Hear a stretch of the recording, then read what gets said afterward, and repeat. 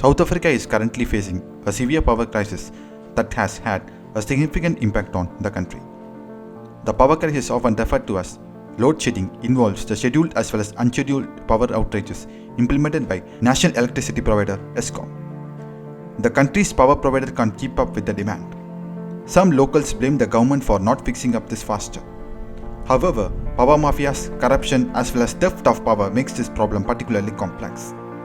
Load shedding has become a regular occurrence in the country due to various factors including insufficient electricity supply, aging infrastructure as well as maintenance issues. The power grid has struggled to meet the increasing demand for the electricity, leading to frequent power cuts across the country. These outages have had significant implications for households, businesses as well as overall economy. A current scenario of the country. The persistent blackouts across the country affect not just homes. The power crisis is the main contributor to South Africa fluctuating on the brink of recession. As not only heavy industries, however, along with heavy industries, other industries include such as agriculture, forestry, mining and fishing. According to the latest South African Reserve Bank estimates, load shedding has a negative impact of 2.1% on GDP in the third quarter of 2022. Since then, power cuts have only become longer and more frequent. The effect of load shedding is perhaps most felt in the public sector. The traffic lights are off, hospitals run on generators. Government departments are unable to issue the documents whenever it's needed.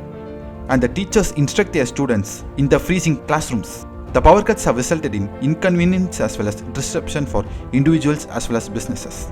They can lead to interruptions in productivity, financial losses, as well as strain on essential devices such as healthcare facilities and other emergency situations. Additionally, the load shedding affects the daily lives of citizens, impacting their ability to carry out everyday tasks, study, and even access essential services such as water supply in some cases. The growing frustration of 2023. These kind of frustrations have been mounting on recent months, signaling the potential wave of social unrest in coming months as the winter temperature sets in. In many social media channels, along with WhatsApp groups, citizens are now having conversations on how to protect themselves against the looters in the case there are violent protests similar to those witnessed in KwaZulu-Natal province 2 years ago that resulted in 350 deaths. Meanwhile, Eskom, South Africa's stressed power provider, continues to struggle to keep the country's electricity infrastructure running. The reasons for Eskom's failure read like a Hollywood thriller. South Africa's population and subsequently its energy needs have grown by roughly 50% since the end of apartheid in 1994, but the Eskom did not keep the network up to the date nor find the ways to help low-income households with their electricity bills since the advent of democracy. Keeping the lights on, Mahala. People living in poverty in informal settlements, in particular on the outskirts of major urban areas, started tapping into power grid illegally. This was officially acknowledged back in 2012 when the energy minister named DPO Peters commented on this trend by saying, "I know people like things for Mahala." The word Mahala means free. Today, in some areas, up to 50% of the electricity used goes to illegal connections. Over the years, this have led to an avalanche of blown transformers across the country, which Eskom struggles to repair as stated by them. Then organizations crime and government corruption entered the story. The discovery of Ransom Power Company. For years and years, small-time criminals have been stealing parts from national-wide utilities infrastructure to sell as scrap metal, leading to a shortage of materials such as copper and other kind of costly materials in the country.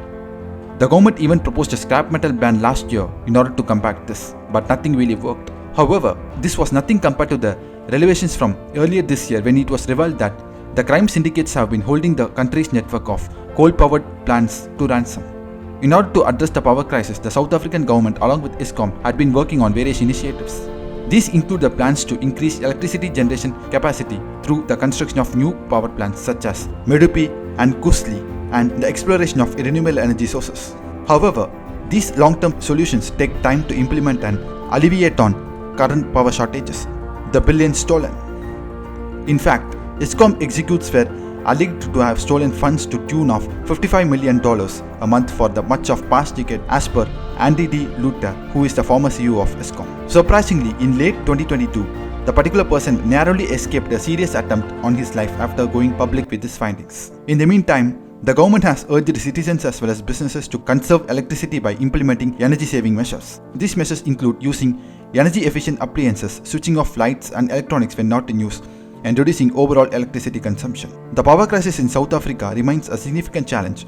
However, the efforts are being made to address the issue and find sustainable solutions. It's crucial for the government, Eskom, and citizens to work together in order to ensure the stable as well as reliable power supply for the country's development and growth. The rumors about total blackouts. The story about D-Luther cheating death by poisoning makes for yet another astonishing chapter in the Eskom saga. However, others are less fortunate than the former CEO. The teacher Ramleb now has to worry even more about their students and their safety. As per her statement, we are told to brace ourselves for a cold winter. Most people are not employed. They can't afford gas, she said, referring to South Africa's unofficial employment rate of over 33%. The particular teacher also told DW Media that the thoughts of power cut lasting for most of the day terrifies her, but not as much as the rumors of complete shutdown of electricity. In addition to that, she has stated that people are saying we are going to have a shutdown, we are going to stay without electricity for almost a week in June or in July. It's becoming a worst case scenario. Ramaphosa's power struggle. Increasingly, people are blaming President Cyril Ramaphosa as well as his government for not doing enough to keep South Africa's lights on. The president tries to address the crisis with the cabinet reshuffle, establishing two new ministers, a new minister for electricity, a new minister with a specific responsibility for planning, monitoring as well as evaluation. However, nothing really worked. The solution.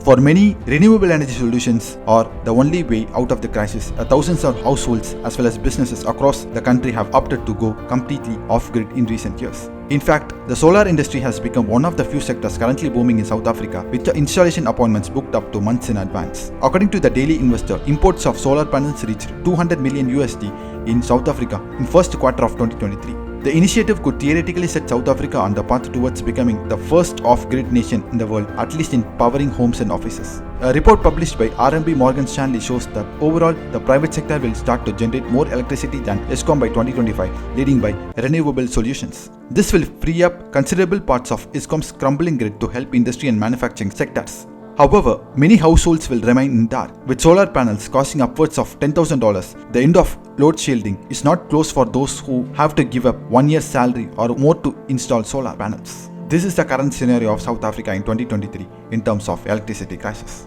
Now, comments below. When will this particular electricity crisis solve in South Africa? Is going for green energy a good idea for South Africa in future? What necessary steps must be taken by South African government in order to stop the particular corruption? Comment below. Thank you for watching. See you next time.